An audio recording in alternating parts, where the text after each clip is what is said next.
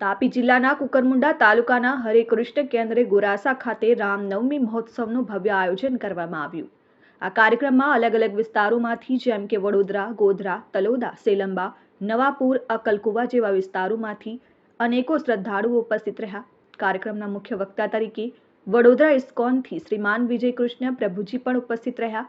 એમના દ્વારા સુંદર રામકથા કરવામાં આવી હતી, જેમાં તેમણે જણાવ્યું હતું કે હે પ્રભુ રામચંદ્ર ભગવાન, જે પરિવારનો આદર્શ હશે એ પરિવાર પરમ સુખ પ્રાપ્ત કરશે.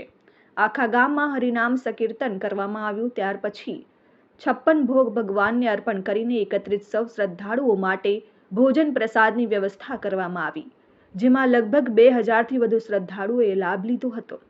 હરે કૃષ્ણ કેન્દ્ર કુકરમુંડાના સંચાલક શ્રીમાન નીતિન પાડવીજીએ જણાવ્યું કે ધાર્મિક ઉત્સવો અને સત્સંગોના મારફતે સમાજને વ્યસનમુક્ત બનાવીને સન્માર્ગે લઈ જવામાં આવી રહ્યો છે.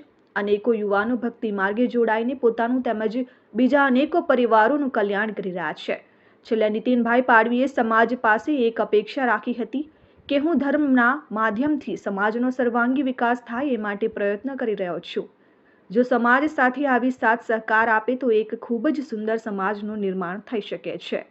જી આ કુકરમુંડા ગામમાં નેતાઈપાદ પ્રભુજીએ આજે રામનવમી પ્રસંગનું ઉત્સવનું આયોજન કર્યું છે. તે ઉત્સવમાં ભાગ લેવા માટે અમે આવ્યા છીએ. અહીંયા ગામના લોકોને ખૂબ ઉત્સાહપૂર્વક ભગવાનના ભજન કીર્તન કથામાં ભાગ લેતા જોઈને ઘણો આનંદ થાય છે. યુવાન લોકો પણ એમાં ભાગ લઈ રહ્યા છે. વાલ્મીકી રામાયણમાંથી ભગવાન રામના જીવનનો સંક્ષિપ્ત પરિચય આપ્યો. જો ફિલ્મ કલાકારો કે સ્પોર્ટ્સ કલાકારોને અનુસરીએ તો એમના જેવા સંસ્કાર આવે, અને વાલ્મીકી રામાયણ કે મહાભારત કે પુરાણો વગેરે શાસ્ત્રોને વાંચીએ તો એમના જેવા સંસ્કાર આવે. તો માતા પિતા અગર ઈચ્છતા હોય કે મારો પુત્ર આદર્શ બને તો રામ વિશે સંભળાવવું જોઈએ કે જેથી રામ જેવા બને. આજે હરે કૃષ્ણ કેન્દ્ર કુકરમુંડા દ્વારા શ્રી રામનવમી મહામહોત્સવનું આયોજન કરવામાં આવ્યું હતું.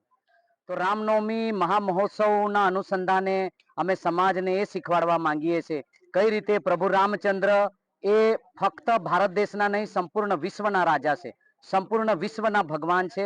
અને વાલ્મીકી રામાયણ વાંચીને એમનું જીવન ચરિત્ર જોઈને આપણે કઈ રીતે પ્રભુ રામચંદ્ર જેવા પુત્ર રાજા આપણે બનવા જોઈએ એ શિખામણ સમાજને મળે, એના માટે આ રામનવમી મહામહોત્સવનું અમે આયોજન કરીએ છીએ. વિશેષ કરીને અહીં જનજાતિ ટ્રાઇબલ સમાજના જે યુવાનો છે આજે, અને બધા જ યુવાનો ધર્મથી સંસ્કૃતિથી દૂર જઈ રહ્યા છે, તો એ લોકો આપણી સંસ્કૃતિને સમજે, ધર્મને સમજે, એટલા માટે અમે જે આપણી પારંપરિક પહેરવેશ છે, આપણી સંસ્કૃતિ, તિલક લગાવવાનું, એ બધું અમે પ્રચારિત કરીએ છીએ. અને બધા ભક્તો વૈષ્ણવ પરિવેશમાં અહીંયા આવ્યા છે, તો એ માધ્યમથી અમે સમાજને એ સંદેશ આપીએ છીએ કે આપણી ધર્મ સંસ્કૃતિનો ત્યાગ કરવો જોઈએ નહીં, એનું પાલન કરવું જોઈએ અને એને પ્રચારિત કરવું જોઈએ. એ અમારું ઉદ્દેશ્ય છે આ કાર્યક્રમનું. હંસરાજ પાડવી સાથે દીપેશ વડવી, RN ન્યૂઝ, તાપી.